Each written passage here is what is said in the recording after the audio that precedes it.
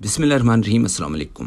गुड़िया, मैं भी गुड़िया हूँ। जो एक चिप्स था उसके हाथ में, वो उसने चिप्स इसने के मुंह में डाला। मरियम को OLX वाशरूम और फिर झूठ पकड़े जाने पर, मजाक बनने पर एक और झूठ, पुराने वाशरूम की वीडियो ठोक कर सोशल मीडिया की जो हालत कर दी। तौबा तौबा तौबा तौबा तौबा तौबा। मरियम के OLX वाशरूम से पहले क्लिप देखें। और आपको पता है कि मेरे घर में मुझे सारे क्या कह के बुलाते हैं? गुड़िया, मैं भी गुड़िया हूँ। ये बात वाकई कमाल की है, क्योंकि दुनिया की तकरीबन हर ड्राउनी फिल्म या ड्रामा एक गुड़िया से शुरू होता है। गुड़िया बज़ाहिर मासूमियत की इलामत है, लेकिन जैसे ही कहानी ड्राउना रुख इख्तियार करती है तो यही गुड़िया सबसे बड़ा खौफ बन जाती है। जुबान का इस्तेमाल भी बिल्कुल ऐसे ही करती है। बदबूदार गंद हथियार में इधर देखा है, मखलूक के दांत अंदर है, उसके हाथ में माचिस है, मंशियात का आदी। मरियम नवाज शरीफ ना बदतमीज है ना बेअदब है।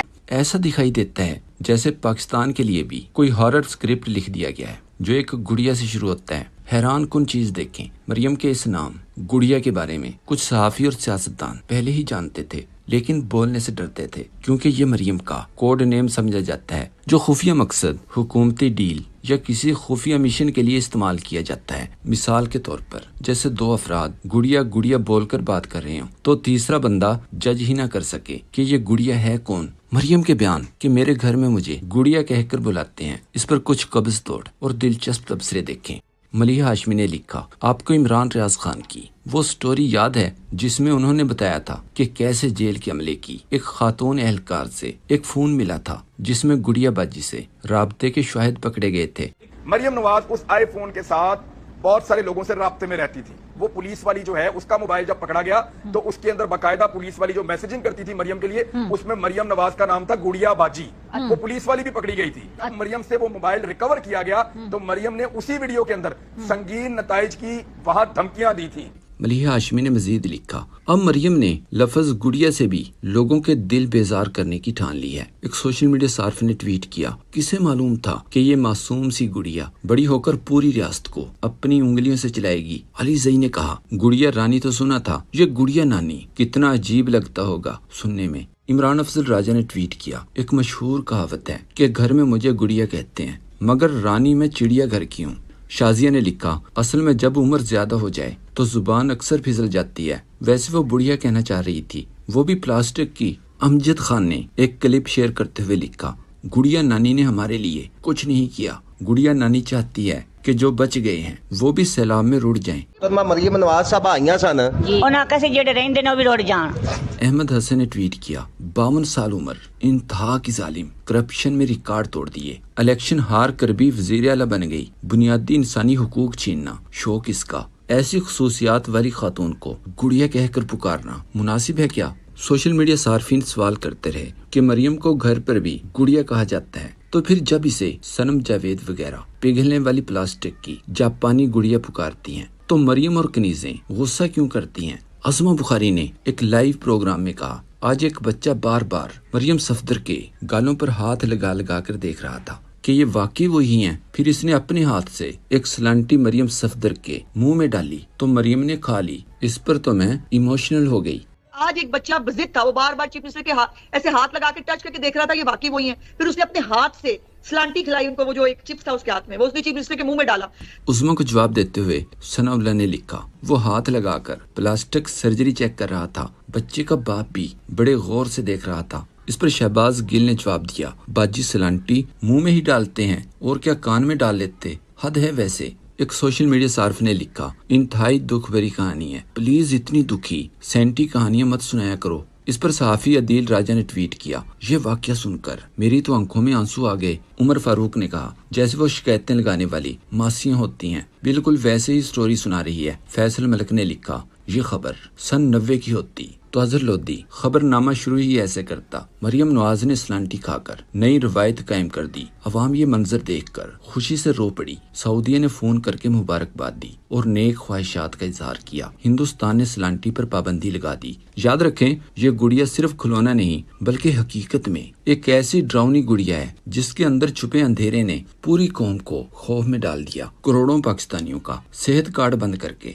अरबों रुपया बचाकर अस्पतालों के नाम अपने नाम पर रखकर इश्तहारात पर लगाया जाने लगा। لاکھوں لوگوں کے لیے بنایا گیا احساس پروگرام، پناہ گاہیں اور سال میں 12 مہینے مسلسل چلنے والے لنگر خانوں کو، محرم میں اپنی تصویر والے چند سو نیاز کے ڈبوں، اور اب کچھ مخصوص سیلاب زدہ علاقوں میں اپنی تصویر والے چاولوں کے ڈبوں کے ساتھ بدل کر اشتہارات میں اور سوشل میڈیا پر شور مچا دیا کہ دیکھو مریم چھا گئی۔ وزیر اور مریم بچوں سے پوچھتے ہوئے دکھائی دے رہے ہیں کہ کیا بریانی میں بوٹی تھی؟ وہاں پہ عوام کے ساتھ کیا ہو رہا ہے اور ان کی پرائورٹی آپ دیکھیں، ان کے پوچھ میں بچوں سے بریانی وچ بوٹی سی، مطلب وہ ان کو پتا ہے کہ یہ بہت بڑی چیز ہے بریانی کے اندر بوٹی ہونا۔ یہ وہ لوگ ہیں جو شاید سال میں ایک دفعہ بھی گوشت بھی افورڈ نہیں کر سکتے، ان کے لیے بریانی میں بوٹی ہونا بہت بڑی بات ہے، اسی لیے موسیس منسٹر صاحب بار بار ان سے پوچھ رہے ہیں۔ شہر بانو نے ایک کلپ شیئر کرتے ہوئے کہا، ہم لوگ بونیر میں 3 دن رہے اور یقین کریں وہاں پر میں لوگوں کے گھروں میں گئی، عورتوں سے ملی، ان کے گھروں میں راشن، پھل، کھانے اور پانی کی فراوانی تھی۔ عام لوگ تو مدد کر ہی رہے تھے، کے پی گورنمنٹ بھی بہت مدد کر رہی تھی، اور ہمارا پنجاب جس کے ہزاروں گاؤں ڈوبے ہوئے ہیں، یہ چھوٹے چھوٹے لفافے ان کی بےزتی ہے۔ مدد نہیں کر سکتے نہ کریں، ڈرامے تو نہ کریں، لوگوں کی عزت نفس مجروح نہ کریں۔